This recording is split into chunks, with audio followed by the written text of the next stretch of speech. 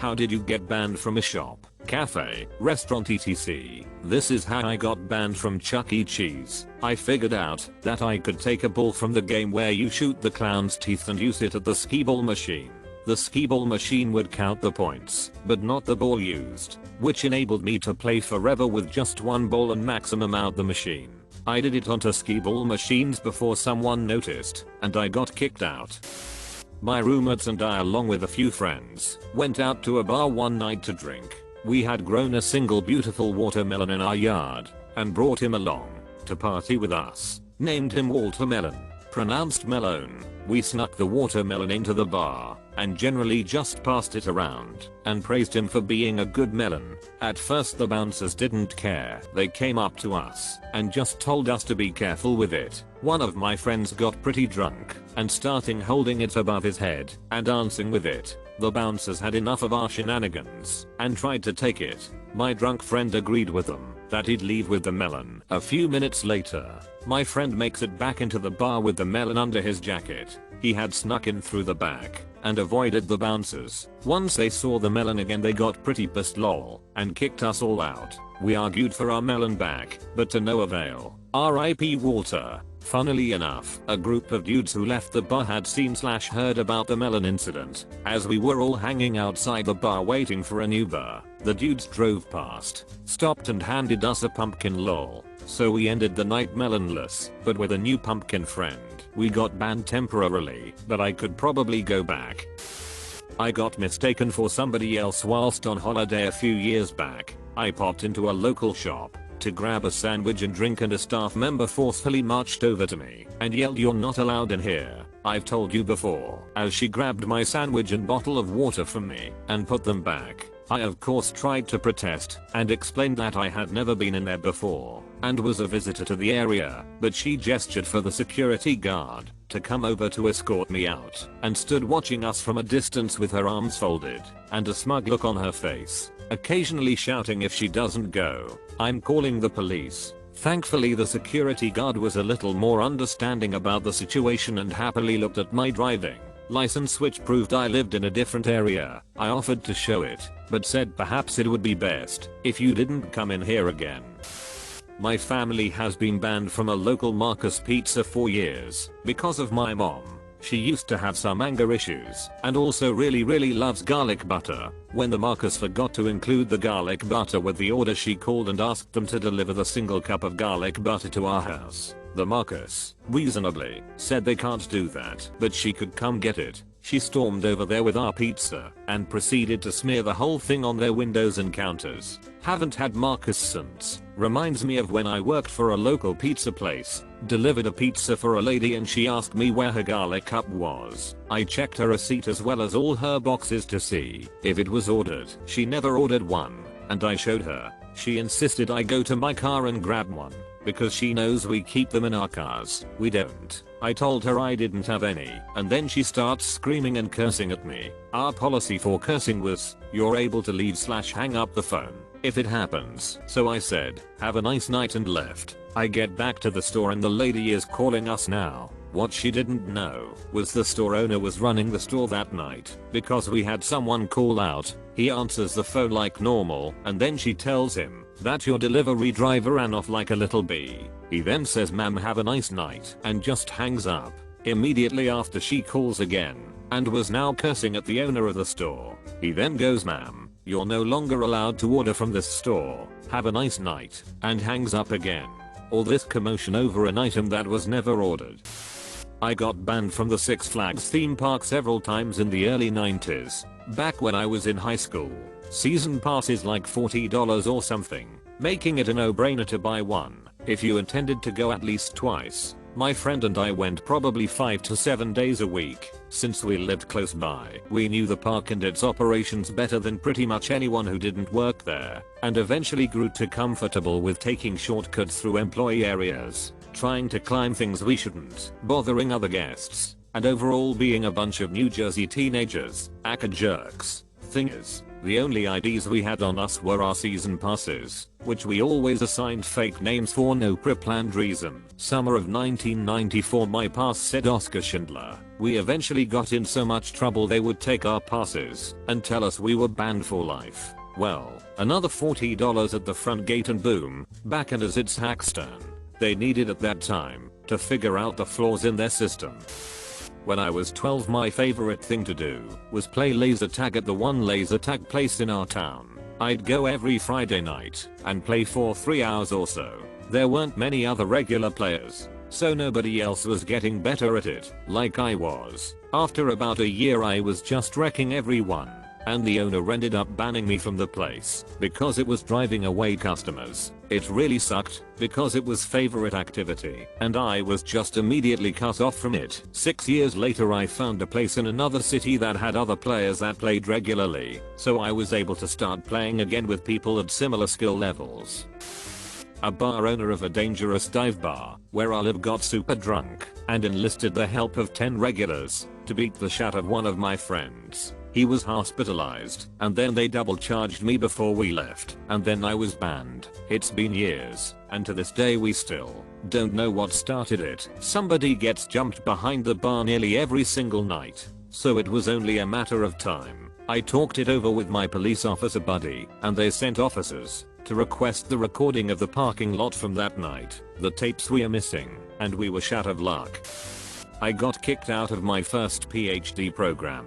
Does that count? I was doing my PhD in astronomy, working on a project that was frankly far too ambitious for getting a PhD out on the timescale that was intended due to numerous technical delays, combined with an advisor who in hindsight did not take me seriously as a scientist. This all came to a head in year 5, where I finally didn't let him just wave all my concerns away, and my advisor decided that the problem was not him or the project, but me, that I just was not capable of independent research. And he'd only just realized that after several years and 2 first author papers on my end. Unfortunately, due to the structure of the university system and the fact that he was the department head, interim dean, so when he decided he would not allow me to defend, there was nothing anyone could/would do. Wasn't allowed to submit my paper to the journal either, and had to just walk away from the paper and the 2 years of work that went into it. Luckily, I'm stubborn and found someone to work with on another continent who was horrified about what was going on, and basically did all my PhD thesis work in 2 years, and got my degree from a much more prestigious university. I'm now postdoc in Harvard, doing a ton of exciting research with several first author papers a year. So screw that guy for insisting this was something I couldn't do. That first advisor faced absolutely no consequences for his behavior, of course, and still has students. Mysteriously, no women. So far as I can tell from their emails for help, he keeps deciding they're all incapable of independent research. Went to a training course out of town when I was 21.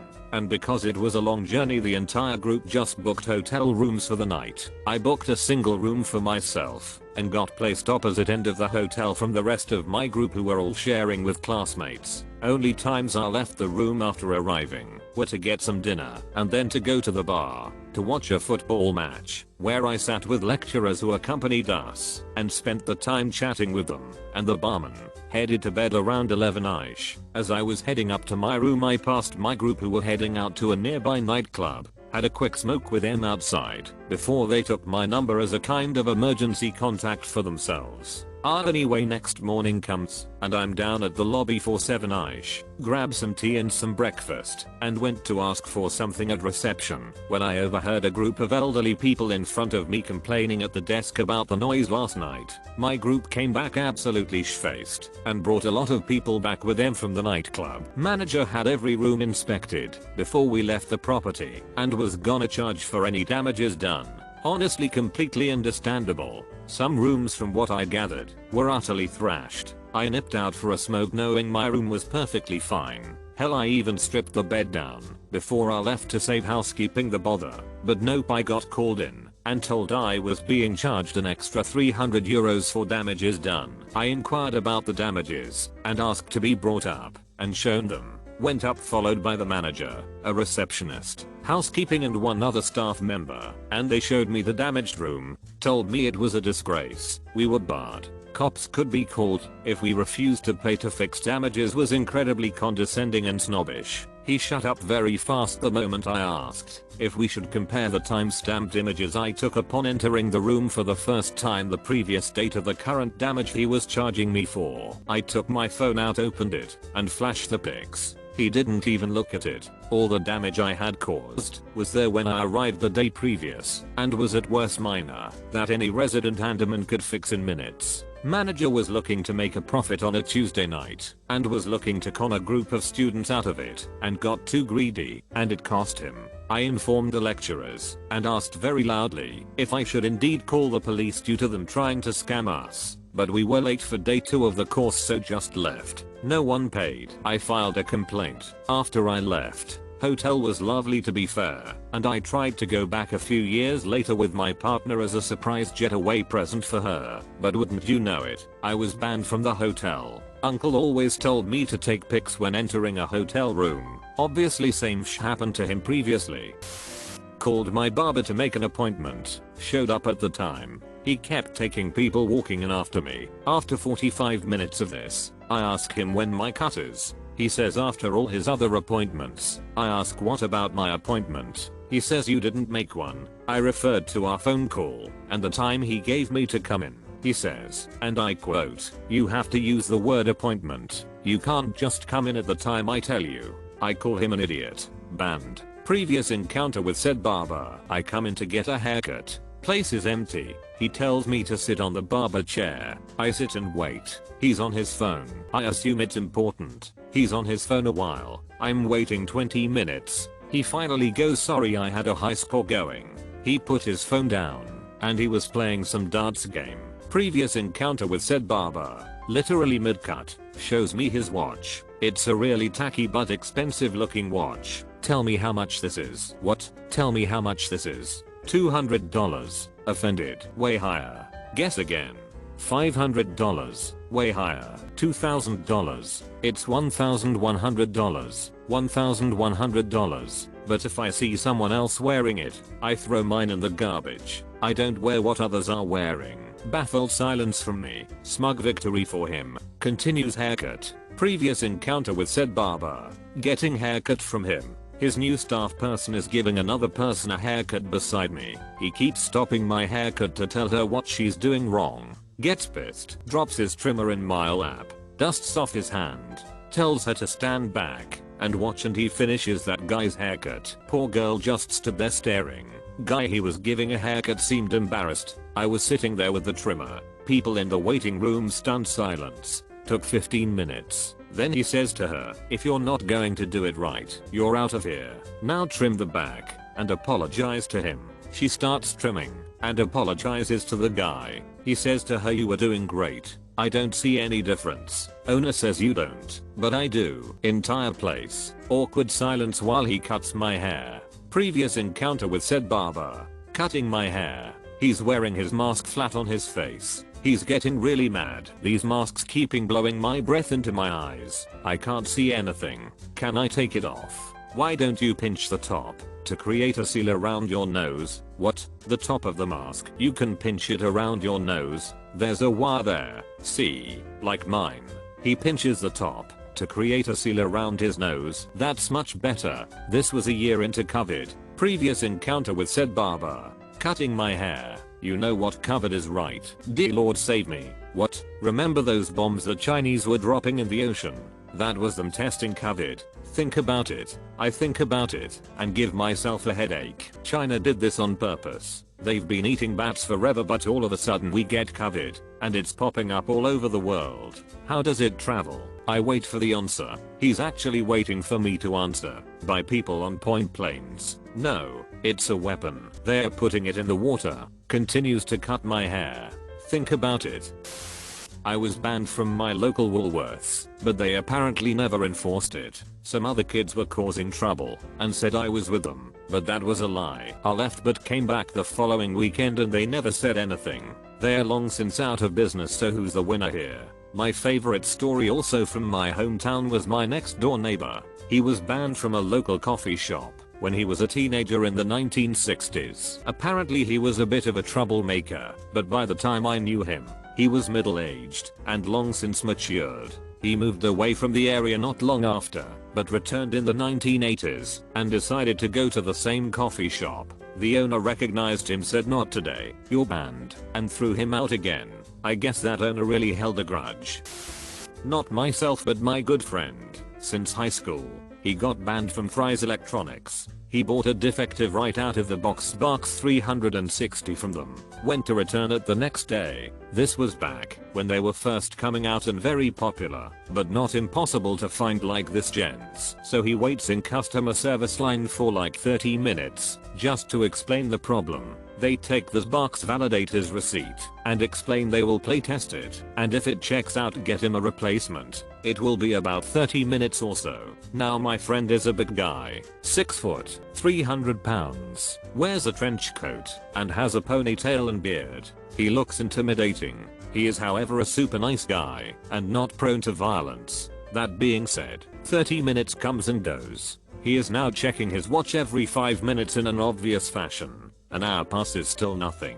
Now he doesn't even see the guy that was helping him in the department any longer. 30 more minutes pass, and he has had enough. He storms up to the counter demanding answers. Of course, like any other well-run customer service counter, they have no idea who he is or why he is waiting. He shows them his receipt and initial time-stamped paperwork and demands a manager. It takes almost 30 more minutes for one to come over. For all that time he has refused to sit back down and paced in front of the counter like a caged tiger. The manager gets there and says the worst de-escalation line possible at that moment. What seems to be the problem, sir? My friend loses his like he has never done before. He goes off for like 10 minutes on the guy. Security is called over. The manager takes all of 60 seconds to look in the computer and see they don't currently have any replacements for his model, and it could be that way until the next shipment. My friend makes another huge scene demanding his system back. He will take it to another store, yada yada. They can't find it. So to defuse the situation they upgrade him to a returned Halo Edition version that even had the built-in Wi-Fi update. It comes with the caveat that he take his business elsewhere in the future. It was a big store and always full. He went back 6 months later to test the waters and no one said a thing. So he went back whenever he needed to.